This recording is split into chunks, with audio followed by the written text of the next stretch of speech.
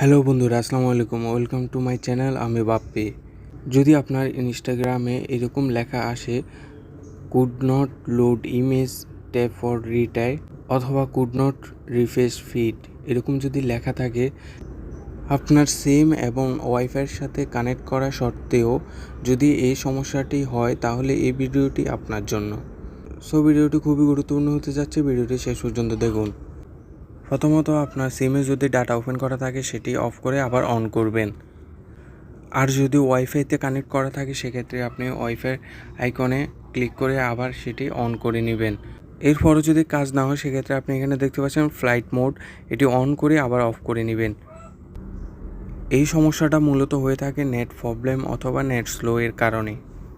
তো বন্ধুরা, এরপরও যদি আপনার সমস্যাটির সমাধান না হয় সেক্ষেত্রে আপনি আপনার ফোনের সেটিং অপশনে চলে যাবেন। এরপর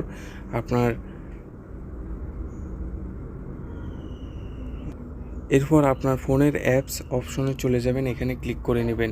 তো এখানে দেখতে পাচ্ছেন উপরে সার্চ বার, এখানে ইনস্টাগ্রাম লিখবেন, লিখে সেটা ওপেন করবেন। ক্লিক করার পর এখানে দেখতে পাচ্ছেন একদম নিচে আসবেন, দেখতে পাচ্ছেন স্টোরেজ, এখানে ক্লিক করে দেবেন। ক্লিক করার পর এখানে দেখতে পাচ্ছেন ডান পাশের নিচে ক্লিয়ার কেস, এখানে ক্লিক করবেন। ভুলেও ক্লিয়ার ডাটাতে ক্লিক করবেন না, তো ক্লিয়ার কেসে ক্লিক করে নেবেন।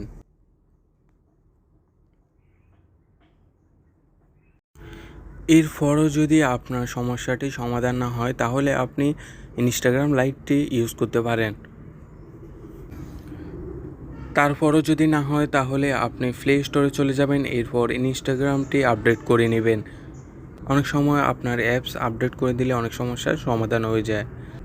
তো আশা করি এই কাজগুলো করলে আপনাদের সমস্যাটি সমাধান হয়ে যাবে। যদি এরপরও না হয় তাহলে অবশ্যই আমাকে কমেন্ট বক্সে জানাবেন, আমি আপনাদেরকে রিপ্লাই দেওয়ার চেষ্টা করব। বন্ধুরা, ভিডিওটি এই পর্যন্ত। ভিডিওটি যদি ভালো লাগে অবশ্যই লাইক, কমেন্ট, শেয়ার এবং সাবস্ক্রাইব করে দেবেন। ধন্যবাদ।